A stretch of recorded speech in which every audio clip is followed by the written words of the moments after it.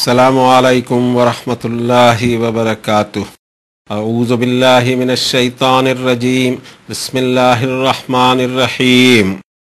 للہ ما فی السماوات وما فی الارض وَإِن تُبْدُوا مَا فِي أَنفُسِكُمْ أَوْ تُخْفُوهُ يُحَاسِبْكُم بِهِ اللَّهُ فَيَغْفِرُ لِمَن يَشَاءُ وَيُعَذِّبُ مَن يَشَاءُ وَاللَّهُ عَلَى كُلِّ شَيْءٍ قَدِيرٌ۔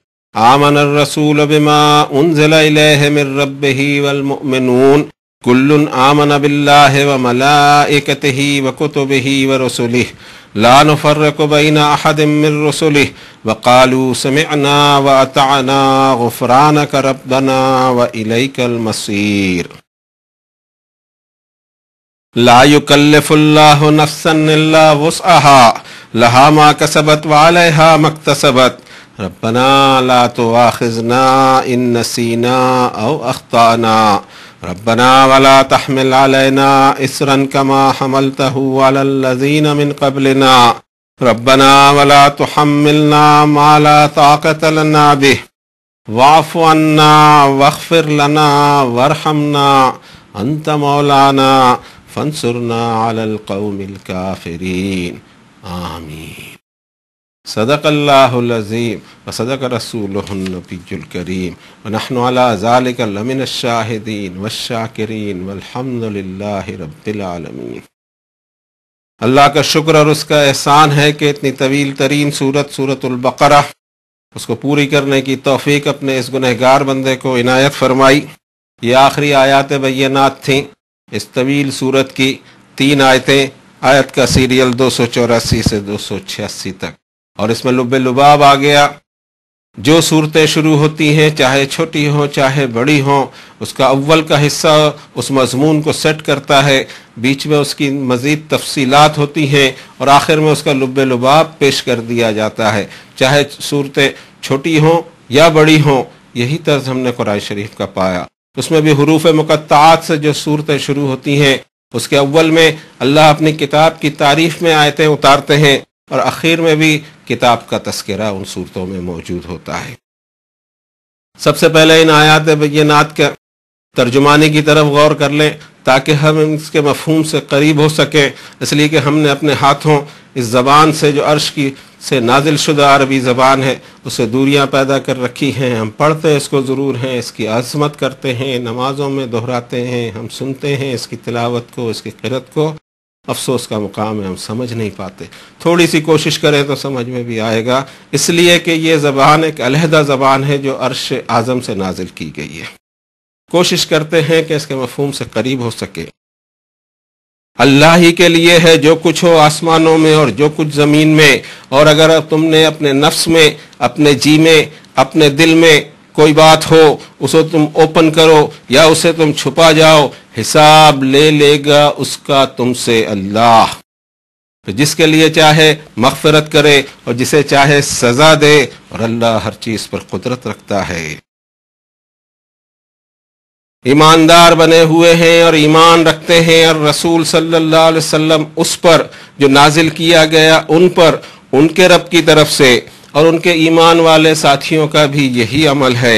ہر ایک ایمان رکھتا ہے اللہ پر، اللہ کے فرشتوں پر، اللہ کی ریویلیشنز پر، اللہ کی کتابوں پر، اور اللہ کے میسنجرز، اللہ کے رسولوں پر۔ اور ان کے جذبات یہ ہوتے ہیں کہ لا نفرق بین احد من رسلہ، ہم اللہ کے رسولوں کے درمیان کوئی تفریق نہیں کرتے۔ اور پھر ان کے دل کے جذبات یہ ہوتے ہیں اور ان کا دل یہ گواہی دیتا ہے کہ اے رب ہمارے، ہم نے سنا آپ کے احکامات، ہم اطاعت کریں گے۔ اے رب ہمارے، ہمیں آپ کی غفران چاہیے، آپ ہی کی طرف تو ہم کو لوٹ کر آنا ہے۔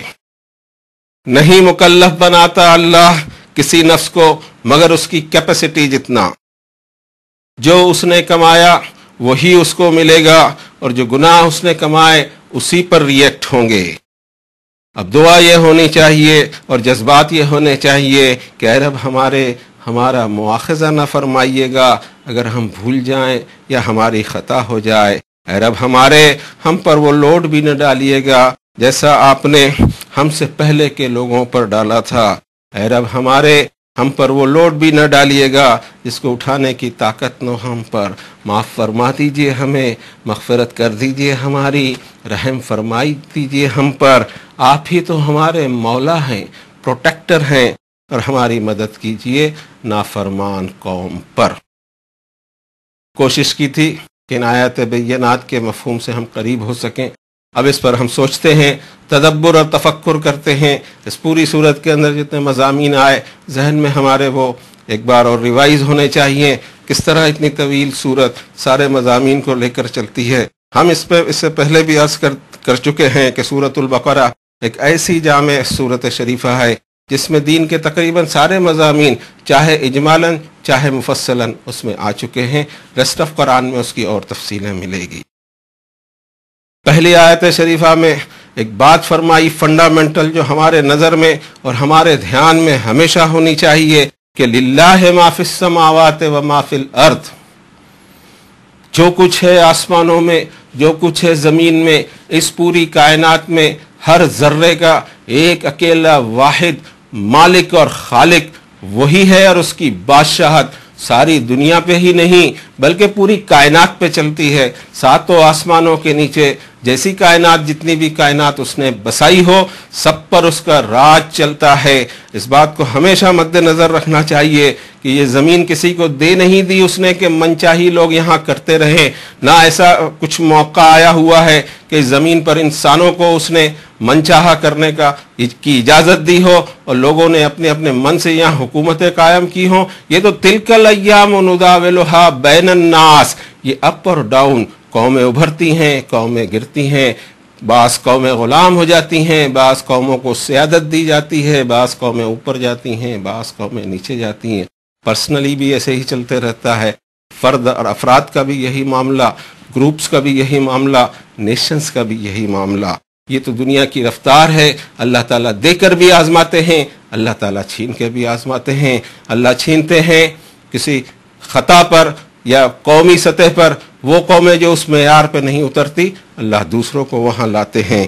اور اسی کو فرمایا 3 نمبر کی سورت جس کو ہم آگے شروع کرنے جائیں گے، اس مشہور آیت ہے کہ قل اللہم مالک الملک تؤتی الملک من تشاء وتنزع الملک ممن تشاء وتعز من تشاء وتذل من تشاء بیدک الخیر انک علی کل شیء قدیر.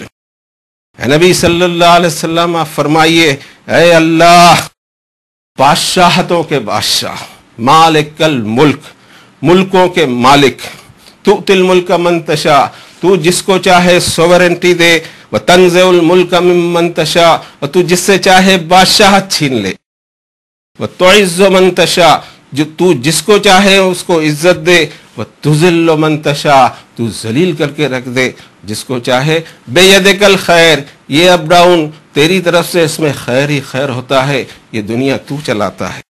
انک علی کل شیء قدیر.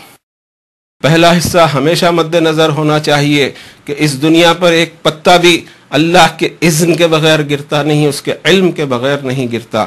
صرف اس دنیا میں ہی نہیں، کائنات میں بھی سمندر کی ایک موج اٹھ رہی ہے، وہ ایک موج بھی اللہ کے اذن کی محتاج ہے.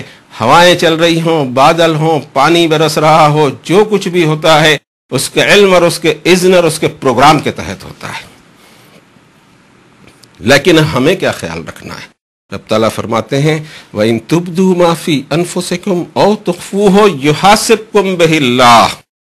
تمہارے دل میں اٹھنے والا کوئی جذبہ یا کوئی خیال ہے اور اگر تم نے اس کو اوپن کیا، چاہے زبان سے چاہے فعل یا عمل میں، وہ تو آن دا ریکارڈ سب کو دکھائی دیتا ہوگا. لیکن اگر تم نے جی کی بات جی میں ہی چھپا کے رکھی ہوئی ہے، یحاسبکم بہ اللہ، اس کا حساب لے لے گا تم سے اللہ.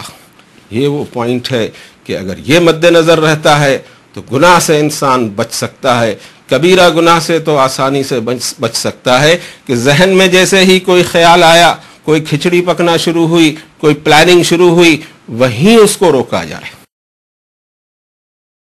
جو گناہ ہوتے ہیں سب سے پہلے اس کی پلاننگ ہوتی ہے. اچانک میں بڑے گناہ نہیں ہوتے، اس کی پلاننگ ہوتی ہے. اس پلاننگ پہ اگر روک لگا دی جائے، ہو سکتا ہے اس کا بھی حساب لے لے اللہ تو میں کیا جواب دوں گا. انشاءاللہ بڑے بڑے گناہوں سے ہم بچ جائیں گے. اور اس کے بعد یہ فرمایا کہ فَيَغْفِرُ لِمَن يَشَاءُ وَيُعَذِّبُ مَن يَشَاءُ، مغفرت کرے، معاف کرے جس کے لیے چاہے اور سزا دے جس پر چاہے۔ یہ سوچ نہ لیں ہم کہ ہم آزاد ہیں، دراصل ہم یہ سمجھتے ہیں کہ ہم سے عمل سرزد ہوگا تو ہی اللہ کو پتہ لگے گا، یا ہمارے منہ سے کوئی آواز نکلے گی تو ہی ہمارے رب کو پتہ ہوگا۔ ایسا نہیں ہے، بلکہ اس کا معاملہ تو بہت عجیب ہے۔ ہم اندھیرے میں رہیں یا اجالے میں رہیں، ہم بولیں یا نہ بولیں، ہم خاموش رہیں یا سوچیں، سب کچھ وہ جانتا ہے۔ ہمارے دل میں اٹھنے والے وسوسے بھی وہ جانتا ہے۔ اس رب کو پہچاننے کی ضرورت ہے۔ جس دن اس کی پہچان اور معرفت ہمیں حاصل ہو جائے گی، اس وقت یہ ہم سمجھیں گے کہ واقعی ہمارے ایمان میں کچھ چارجنگ آئی ہے۔ یہ چارجنگ کرنے کی ضرورت ہے، اور اس چارج کا پورا سسٹم یہ ہے کہ کتاب اللہ سے اپنا روزانہ کا تعلق ہم بنائیں۔ رب تعالیٰ 50 نمبر کی سورت شریفہ میں فرماتے ہیں کہ وَلَقَدْ خَلَقْنَا الْإِنسَانَ وَنَعْلَمُ مَا تُوَسْوِسُ بِهِ نَفْسُهُ وَنَحْنُ أَقْرَبُ إِلَيْهِ مِنْ حَبْلِ الْوَرِيدِ۔ انسان کو ہم نے پیدا کیا ہے، اور ہم جانتے ہیں کہ اس کے دل اور دماغ میں کیا کیا وسوسے اور خیالات آتے ہیں، اور ہم تو اس کی رگے گردن سے زیادہ قریب ہیں۔ یہ ہیں وہ رب جو ہم سے اتنے قریب ہیں، ہم پہ اتنے واچفل ہیں، ہم پر اتنی قاہر فوق عبادہ، اپنے بندوں پر ان کا پورا تسلط چلتا ہے۔ بھول کیوں جاتے ہیں ہم جب بھی بھولتے ہیں تبھی گناہ میں ملوث ہوتے ہیں۔ رب تعالیٰ فرماتے ہیں کہ جس کو چاہے سزا دے، واللہ علی کل شیء قدیر، اللہ ہر چیز پر قدرت رکھتا ہے۔ یہ پرٹیکولر آیت ہمیشہ ذہن میں ہو، انشاءاللہ العزیز ہم گناہوں سے بچ سکیں گے۔ گناہ کو پکنے ہی نہ دیں، گناہ کو پلنے ہی نہ دیں ہمارے دل اور دماغ میں، انشاءاللہ وہ ان راستوں کی طرف ہمارے قدم ہی نہیں اٹھیں گے۔ ایک آدھ دو قدم اٹھ بھی گئے تو ہم توبہ کر کے لوٹ آئیں گے، گناہ سرزد نہیں ہوں گے۔ اگلی آیت شریفہ میں فرمایا آمن الرسول بما انزل الیہ من ربہ والمؤمنون، الرسول صلی اللہ علیہ وسلم کا ایمان ہے اور ایمانداری سے اس پر جمع ہوئے ہیں جو ان کے رب نے ان پر احکامات نازل کیے اپنی کتاب میں، جو وحی آئی۔ اور ان کے ایمان والے ساتھیوں کا بھی یہی پیٹرن ہے۔ اس کے ساتھ ایماندار ہمیں بننا پڑے گا، اللہ کی کتاب کے ساتھ میں، اس کے احکامات کے ساتھ میں۔ یہاں اس آیت کے ذریعے یہ پتہ لگتا ہے کہ سب سے بڑی سنت ہے جس کا تذکرہ اللہ تعالیٰ نے اپنی کتاب میں کیا کہ اللہ کی کتاب پر مضبوطی سے ہم جمے رہیں۔ والذین یمسکون بالکتاب واقاموا الصلاۃ انا لا نضیع اجر المحسنین، جو لوگ اللہ کی کتاب کو تمسک مضبوطی سے تھامے رہتے ہیں اور اقامت صلاۃ کرتے ہیں، نماز قائم کرتے ہیں، ایسے محسنین کا ہم اجر ضائع نہیں ہونے دیں گے۔ تمسک بالکتاب ہونا ہمارا بہت ضروری ہے۔ باقی چیزیں ایسی دکھائی دیتی ہیں، سیٹ ضرور ہے، یہ ایک آئٹم میں کمی دکھائی دیتی ہے۔ ہم ذاتی طور سے اپنا محاسبہ کریں اور اپنے آپ کو صحیح ڈگر پہ لائیں۔ آگے فرمایا کل آمن باللہ وملائکتہ وکتبہ ورسلہ، ہر ایک کا ایمان ہے اللہ پر بھی، اس کے فرشتوں پر بھی، اس کے ریویلیشنز، اس کی کتابوں پر بھی، اور اس کے میسنجرز، اس کے رسولوں پر بھی۔ یہ پورا سسٹم اس نے پہلے دن سے بنا کے رکھا ہے، جس کا تذکرہ اسی صورت شریفہ میں آیا کہ کان الناس امۃ واحدہ فبعث اللہ النبیین مبشرین ومنذرین وانزل معهم الکتاب۔ انسان ایک ہی ماں باپ کے اولاد تھے، ایک ہی طریقے پر تھے، لیکن رفتہ رفتہ جیسے جیسے زمانہ بڑھا وہ سبق بھولنے کے چانسز ہوئے۔ اللہ تعالیٰ نے ایک سسٹم کو جاری کیا اول دور سے ہی کہ بعث اللہ نبیین مبشرین و منذرین، انہی میں اپوائنٹ کرتے رہا انبیاء جو بشارت دیا کرتے تھے ان کو جو ہیو ناٹس تھے کہ صبر کے ساتھ نیک زندگی اگر وہ گزار لیں تو ان کے لیے ابد الآباد خوشیاں ہیں، اور منذرین وارننگ دیتے تھے ان کو جو اللہ کی نافرمانیاں کریں، ظلم اور زیادتیاں کریں کہ دیکھو تم وہاں بچ نہیں سکو گے۔ اور وانزل معہم الکتاب، ان پر اللہ نے الکتاب نازل فرمائی۔ نبی اپنا وقت گزار کر دنیا سے چلے جائیں گے، کتابیں موجود ہوں گی، اور انسانیت ان کتابوں کے ذریعے اپنی زندگی کی سمت کو طے کرے۔ اور پھر آخر میں یہ سلسلہ چلتے چلتے اینڈ آیا اس کا جناب رسول اللہ صلی اللہ علیہ وسلم پر، اور اس قرآن پر آخری کتاب نازل فرما دی، آخری نبی اور آخری رسول مبعوث فرما دیے، اور ان کی سنتیں بھی باقی، ان پر نازل شدہ کتاب بھی باقی، اپنی اوریجنل میں باقی۔ اب کوئی ضرورت نہیں ہے کسی نبی کی اور کسی رسول کی اور کسی کتاب کی۔ پھر ان کا جذبہ یہ کل آمن باللہ و ملائکتہ و کتبہ و رسلہ لا نفرق بین احد من رسلہ، ان کا جذبہ یہ کہ ہم اللہ کے رسولوں میں کسی ایک کے درمیان کوئی تفریق نہیں کرتے۔ جو درجہ بندی اللہ نے کی ہے، تھوڑا سا اس کو سمجھنا پڑے گا۔ درجہ بندی اگر ہے تو وہ اللہ کے نزدیک ہے اور اللہ کے بنائے ہوئے درجے ہیں، ہم یہاں بیٹھے بیٹھے کچھ نہیں کر سکتے۔ اس نے یہ فرمایا کہ مومنین کی شان یہ ہونا چاہیے کہ لا نفرق بین احد من رسلی، حالانکہ اسی نے تلک الرسل فضلنا بعضهم علی بعض، بہت سارے رسولوں کو اس نے ایک پر ایک فضیلتیں دے رکھی ہیں۔ کسی سے کلام کیا اللہ تعالیٰ نے، کسی کے درجے بلند کیے۔ حضرت ابراہیم کو واتخذ اللہ ابراہیم خلیلا، فرمایا کہ اللہ نے حضرت ابراہیم کو اپنا دوست بنایا۔ وکلم اللہ موسیٰ تکلیما، اور اللہ نے گفتگو فرمائی، بات چیت فرمائی حضرت موسیٰ سے۔ حضرت نبی کریم صلی اللہ علیہ وسلم کے بارے میں فرمایا قل ان کنتم تحبون اللہ فاتبعونی یحببکم اللہ۔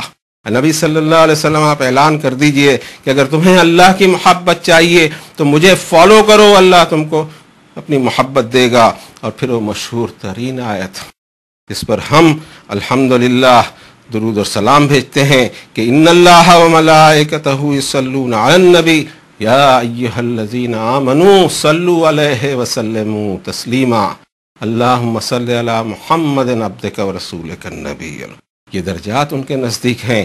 ہمارا کام یہ ہے کہ اس آیت میں جو ہم کو جس احساس کے ساتھ جینا ہے وہ بتایا گیا، اور پھر ان کے دل کے جذبہ یہ اٹھنا چاہیے قالوا سمعنا وقالوا سمعنا واطعنا غفرانک ربنا والیک المصیر۔ اے ہمارے رب، ہم نے آپ کی آیتوں کو سنا، آپ کے احکامات کو سنا، آپ کے احکامات فرض کا درجہ رکھتے ہیں، اور جن چیزوں سے آپ نے ہم کو منع کر دیا وہ حرام کا درجہ رکھتے ہیں۔ ہم اسی طرح اپنی زندگی گزارنے کی کوشش کریں گے کہ آپ کے احکامات کی پابندی کرتے رہیں اور آپ کی منع کی ہوئی چیزوں سے حد الامکان بچتے ہوئے اپنی زندگی کی گاڑی کو آگے بڑھاتے رہیں۔ ہم اطاعت کریں گے، ہم کہا مانیں گے، ہم فرما برداری کریں گے۔ غفرانک ربنا، آپ کی غفران چاہیے ہمیں، ہمارے رب مغفرت چاہیے، سیلویشن چاہیے، موکش چاہیے، نجات مل جائے ہمیں اس جہنم کی آگ سے جس کے اوپر سے، جس جہنم سے ہم سب کو ایک بار گزرنا ہے۔ رب تعالیٰ سورہ مریم میں فرماتے ہیں کہ وَإِن مِّنكُمْ إِلَّا وَارِدُهَا كَانَ عَلَى رَبِّكَ حَتْمًا مَقْضِيًّا، تم میں سے کوئی ایسا نہیں جس کو جہنم کے اوپر سے پاس نہ ہونا پڑے۔ یہ آپ کے رب کا حتمی فیصلہ ہے، چینج نہیں ہوگا۔ ثُمَّ نُنَجِّي الَّذِينَ اتَّقَوْا وَنَذَرُ الظَّالِمِينَ فِيهَا جِثِيًّا، تقوی والی زندگی جو لائیں گے ان کو ہم بچائیں گے، اور ظالموں کو، نافرمانوں کو، گنہگاروں کو اوندھے منہ اس میں ڈال۔ یہ غفران چاہیے ہمیں کہ اللہ تعالی ہماری مدد فرما دے، ہمیں جہنم کی آگ سے بچا لے۔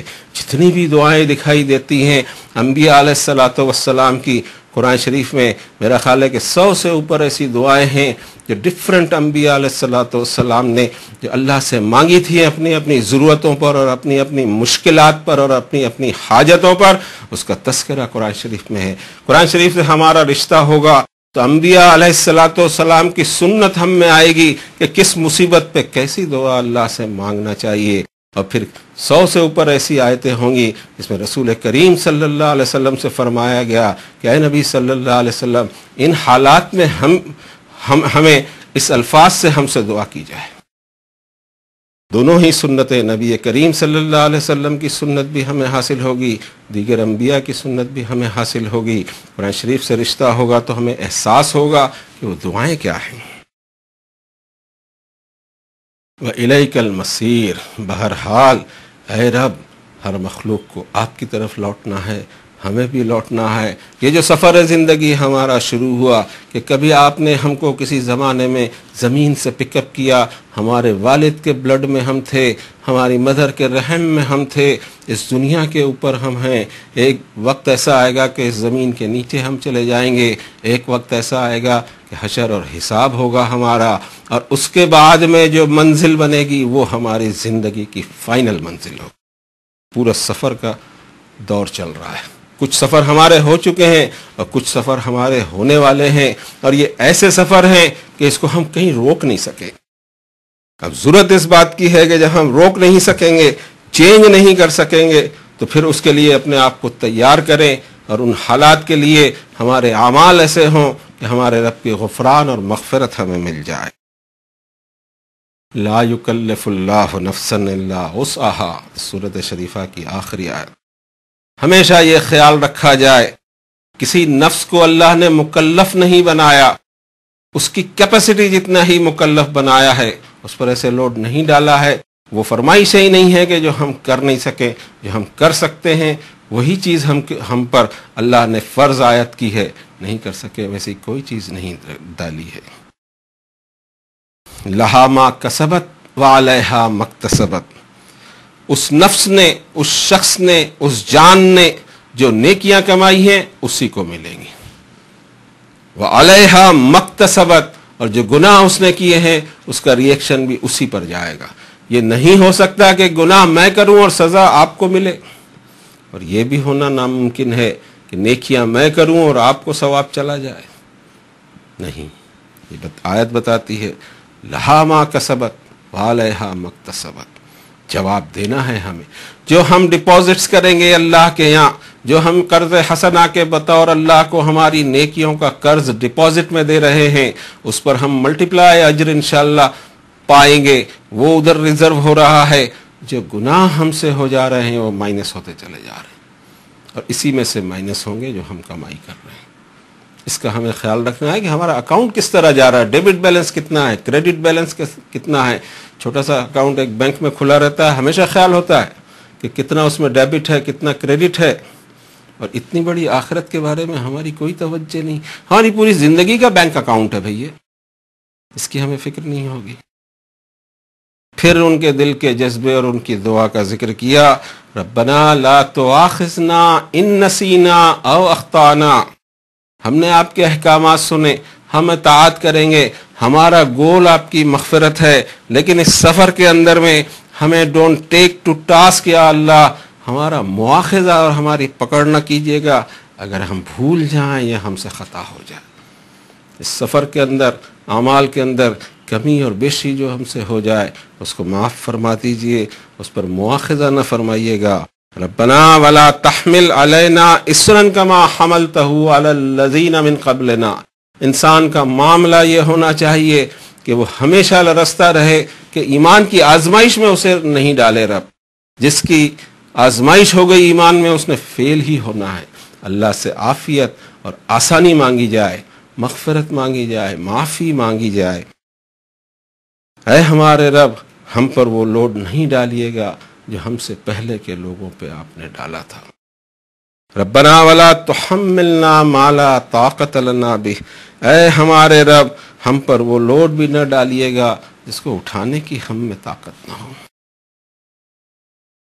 واعف عنا واغفر لنا وارحمنا انت مولانا، معاف فرما دیجئے ہمیں، مغفرت فرما دیجئے ہماری، رحم فرمائیے ہم پر، آپ ہمارے مولا ہیں، ہمارے پروٹیکٹر ہیں، ہمارے کیئر ٹیکر ہیں، ہمارے آقا ہیں۔ فانصرنا علی القوم الکافرین، آمین۔ ہماری مدد فرمائیے کافر قوم پر۔ یہاں پوری آیتیں جب ہم نے تینوں آیتیں لیں، اس میں مصیبت پر کیا ہمارا ری ایکشن ہونا چاہیے، صبر کس طرح ہو، مصیبتیں کیوں آتی ہیں، دنیا میں اپ اور ڈاؤن کیوں ہوتے ہیں، اور کس وجہ سے۔ اس میں قرآن شریف ایک ایسے انسان کو تیار کرتا ہے جو ہر آڈ میں اور ہر مائنس میں اور ہر مصیبت میں سب سے پہلے اپنے کو چیک کرتا ہے کہ ادھر کیا غلطی ہوئی، پھر چاہے وہ خاندانی مصیبت ہو، معاشی مصیبت ہو، کاروباری مصیبت ہو، چاہے پھر قومی مصیبت ہو، چاہے گلوبل ہو، ہمیشہ یہ دیکھے کہ کہیں نہ کہیں فالٹ ادھر ہی ہے۔ اس کو اگر دور کرے تو اللہ تعالی حالات کو بدلنے پر قادر ہیں، جب چاہیں، جب جو چاہیں وہ کر سکتے ہیں۔ ان کے لیے تو کسی کام کے لیے صرف کن کہہ دینا اور فیکون ہو جاتا ہے۔ مصیبت کے تعلق سے پھر عرض کر دیں کہ رب تعالیٰ فرماتے ہیں 42 نمبر کی سورت کی 30 نمبر کی آیت میں کہ وَمَا أَصَابَكُم مِّن مُّصِيبَةٍ فَبِمَا كَسَبَتْ أَيْدِيكُمْ وَيَعْفُو عَن كَثِيرٍ۔ اچھی طرح خیال رکھو کہ تم پر کوئی بھی مصیبت پڑتی ہے وہ تمہارے ہاتھوں کی حرکت کی وجہ سے، اور میں تمہاری بہت ساری حرکتیں معاف بھی کر دیتا ہوں. وما انتم بمعجزین فی الارض وما لکم من دون اللہ من ولی ولا نصیر. تم زمین میں بھاگ کر کہیں جا نہیں سکو گے، عاجز نہیں کر سکو گے، اور اتنا بھی یاد رکھنا کہ اللہ کے سوا نہ تم کو کوئی ولی ملے گا اور نہ مددگار ملے گا. اب اس مصیبت سے نکلنا ہے تو تم کو لوٹنا تو پھر اللہ کے پاس ہوگا. اور مومنین کی شان یہ ہو، مومنین کی شان بتایا، اور اسی صورت میں پیچھے گزر چکا ہے کہ وبشر الصابرین الذین اذا اصابتهم مصیبۃ قالوا انا للہ وانا الیہ راجعون. بعض ڈائلاگ ہمارے یہاں پرٹیکولر ایک چیز کے لیے ہو گئے ہیں. کوئی میت کی خبر سنے تو ایک ڈائلاگ ادا کر دیے، اسی گہرائی میں نہیں جاتے، اس کے معنی نہیں سمجھتے.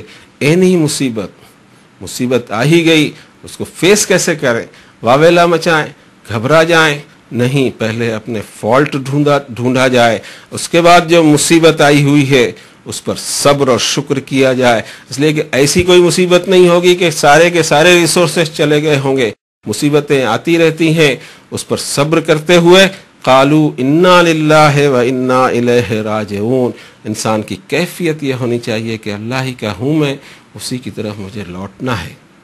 غلطی کی تھی، اللہ نے یہاں سزا دے دی، معاف کر دے کہ آخرت میں وہ پوائنٹ ریز نہ ہو.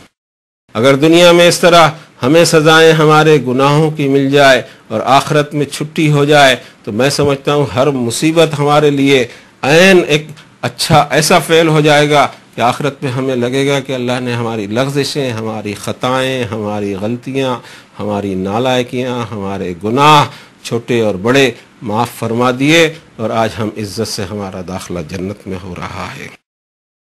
ان ساری چیزوں کو مد نظر رکھتے ہوئے اس پوری طویل ترین صورت پر نگاہ ڈالتے ہوئے یہی دعائیں جو آخر میں آئی ہیں وہی دعا ہم ہمارے رب سے مانگتے ہیں. یا اللہ اسے قبول فرما لیجئے جس میں صرف آپ کی رضا اور آپ کے پیغام کو دوسروں تک پہنچانے کا مقصد تھا، کوئی اور مقصد نہیں تھا. نہ تفسیر بیان کرنا ہمارا مقصد تھا، نہ تفصیل میں جانا ہمارا مقصد تھا. صرف یہ مقصد تھا کہ آپ نے جو احکامات ہمارے لیے نازل فرمائے ہیں اس پر ہم عمل کر رہے ہیں یا نہیں کر رہے ہیں، اس کو ہم کراس چیک کریں، سننے والے کراس چیک کریں، بولنے والا بھی دیکھے کہ اس کے عمل اور کردار میں وہ چیز ہے یا نہیں. اگر نہ ہو تو اس کو لائے اور اس کو بیلنس کرتے ہوئے اپنی زندگی کو گزارے. ہر چیز کو اللہ تعالیٰ نے بیلنس دیا ہے، اور اسی کو سورہ رحمان میں اللہ تعالیٰ فرماتے بھی ہیں کہ وَأَقِیمُوا الْوَزْنَ بِالْقِسْطِ وَلَا تُخْسِرُوا الْمِیزَانَ. بیلنس کو قسط اور جسٹ پہ قائم رکھو اور اس میں کمی بیشی مت کرو. یہ بیلنس بناتے ہوئے ہم اپنی زندگی کو گزارتے رہیں. گناہ اگر ہو جاتے ہیں تو اللہ توبہ کی ہم کو توفیق دے. ضد اور انا ہماری بیچ میں نہیں آئے. گناہ کا جسٹیفیکیشن ہم نہ اپنے آپ کو دیں نہ دوسروں کو دیں. بہترین طریقہ یہ ہے جو ہم کو بہت شروع میں اسی صورت میں سمجھایا گیا. غلطی ہو گئی حضرت آدم سے، اور غلطی کی تھی شیطان نے اپنی غلطی کو جسٹیفائی کیا اور اس کی وجوہات بتائیں. حضرت آدم اور ماں حوا علیہ السلام نے فوراً جھک گئے. جیسے ہی وہ کچھ ہوا اس درخت کے قریب گزرے اور جو واقعہ بنا ربنا ظلمنا انفسنا وان لم تغفر لنا وترحمنا لنکونن من الخاسرین. ہر گناہ پر ہماری یہ توفیق ہو. یہ سنت آدم علیہ السلام ہے کہ فوراً قبول کر لے کہ ظلمنا انفسنا. یہ کیا حرکت ہو گئی؟ یہ تو ہم نے اپنے آپ کا ظلم کر دیا. اور اگر اللہ معاف نہ کرے اور اللہ ہماری مغفرت نہ کرے تو ٹوٹل لاس میں چلے جائیں گے. اب ضد کہاں آئے گی؟ جسٹیفیکیشن کہاں آئے گا؟ انسان کی کیفیت بنے گی کہ اس کا دل ہمیشہ اللہ کے سامنے جھکا رہے. چاہے وہ کھڑا ہو، بیٹھا ہو، لیٹا ہو، کسی بھی حال میں ہو، اس کا دل رکوع اور سجود کی کیفیت میں ہو. روحانی رکوع ہوتے رہیں، روحانی سجدے ہوتے رہیں، جھکتا رہے، وہ اللہ کے سامنے سرنڈر ہو جائے. کوئی ضد اس میں آنی نہیں چاہیے.